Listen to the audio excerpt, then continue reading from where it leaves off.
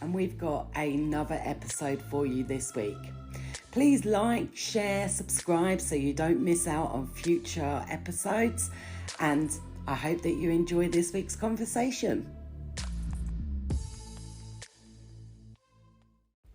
This episode will consist of topics around domestic abuse, domestic violence and sexual violence.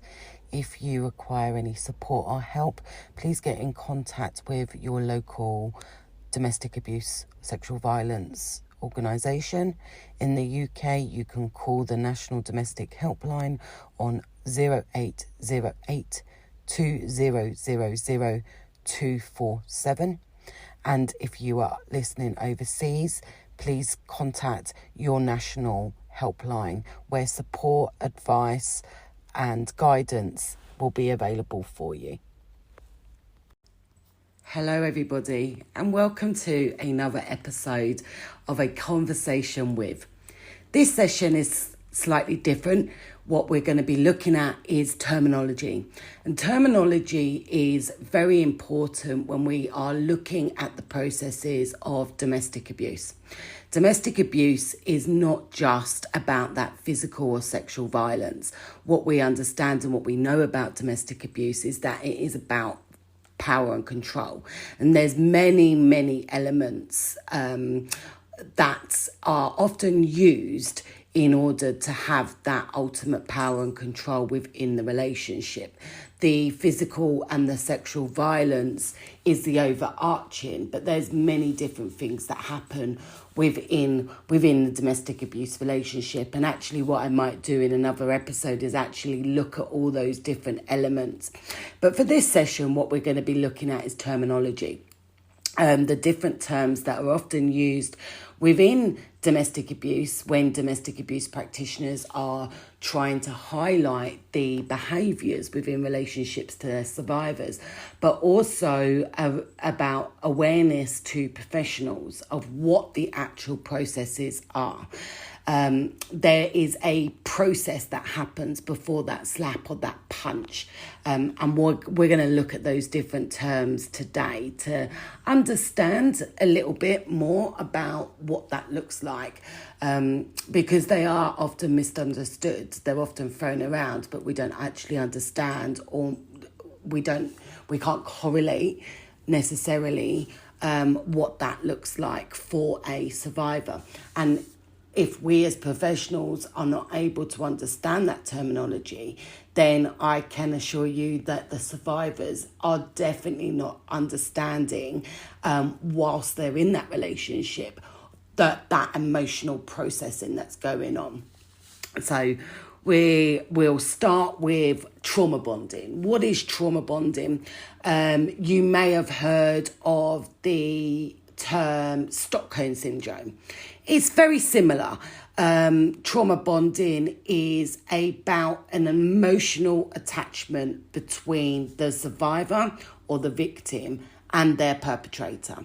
It often makes the survivor feel compelled to stay in a relationship.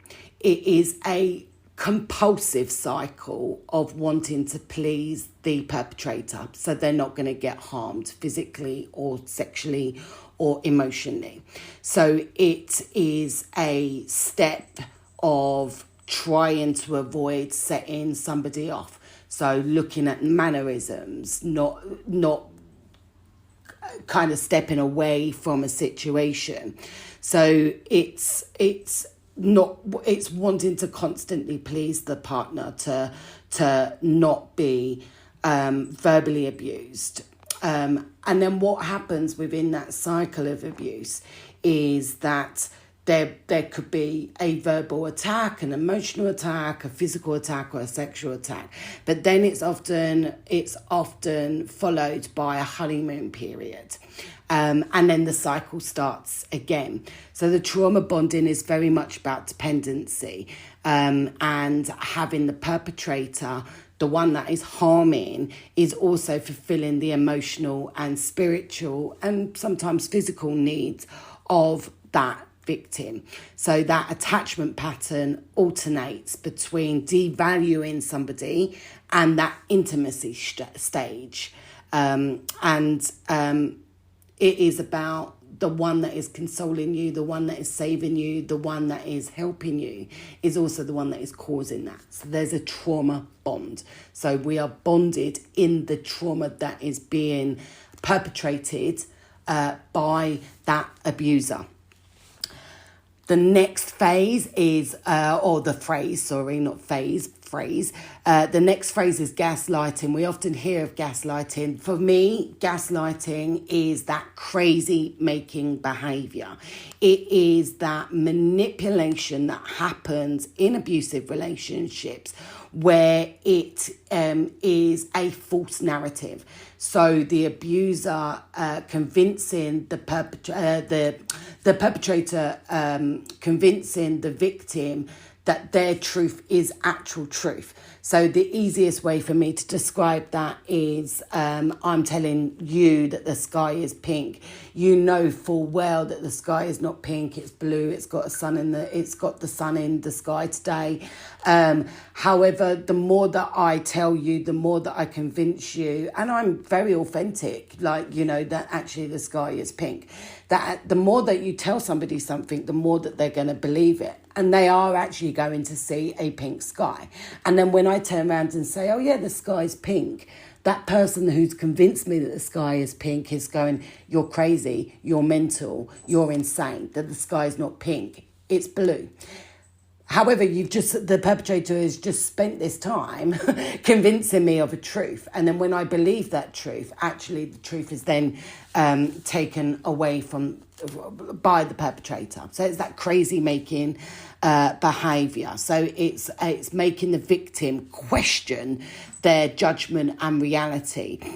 It makes the victim feel very unsure about their perceptions of the world, and they often feel that they are going crazy, or they are losing their mind, or that there is something wrong with them. It's a psychological manipulation of a person over an extensive period of time, and what that leads to is the victim questioning their own thoughts, the perceptions, their memories often, and can often lead to confusion, definitely loss of confidence and self-esteem, uncertainty on mental stability, and it ultimately leads to the dependency on the perpetrator, the one that is causing this gaslighting behaviour.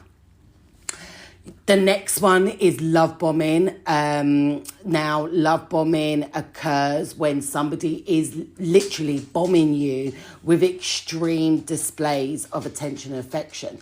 This tends to start at the beginning of the relationship and then after the abuse has happened. So it can be a very positive aspect to any relationship at the beginning. But where there is abuse, it can lead to that gaslighting and physical or sexual harm.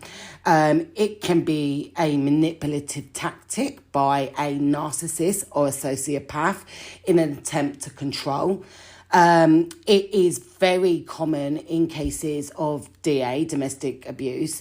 The perpetrator will inflict the abuse, reiterate how much they love you, and employ dramatic tactics to get you in their good books again, to keep you in that relationship.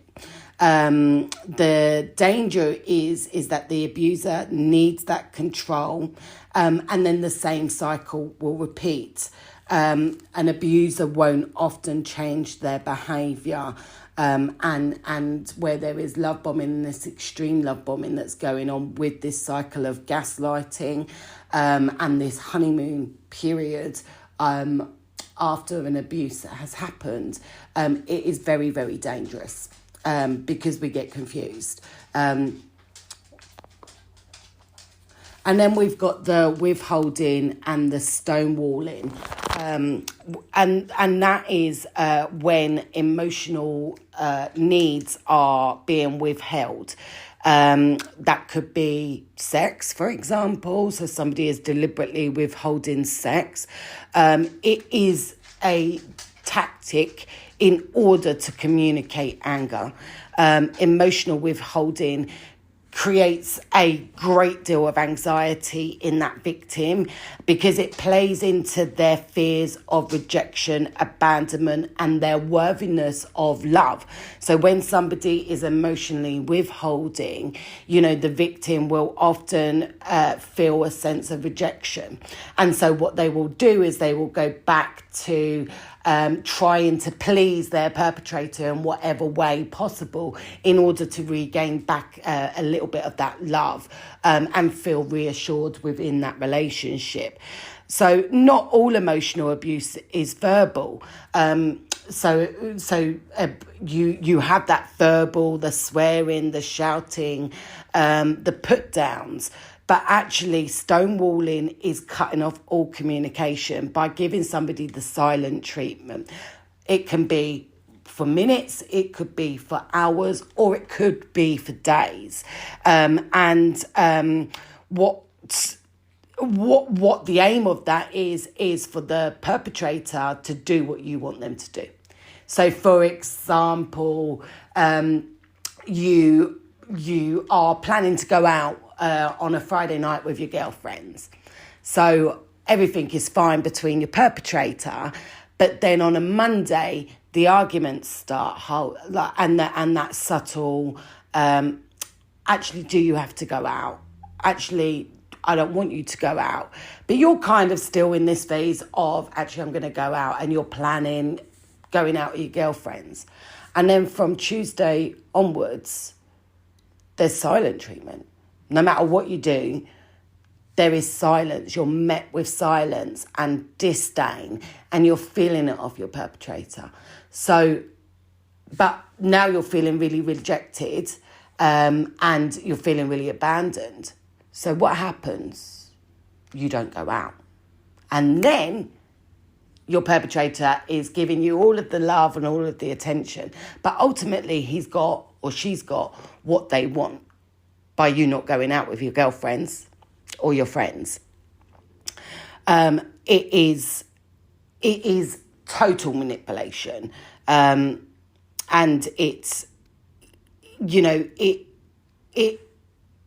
it does not feel good when somebody is withholding or stonewalling. So there's just a few terminologies that we often use in the domestic abuse kind of arena when we're looking at the behaviours and when we're trying to describe what's happening to our survivors who often don't know what's going on. There's many more, and what we'll probably do is over the course of the next few episodes is have a look at a few more. But those are the main ones for now that I wanted just to highlight, just for us to think about. And you've just listened to this week's episode. I hope that you've enjoyed the conversation this week. Feel free to like, share, subscribe so you don't miss out. And I'll see you next time.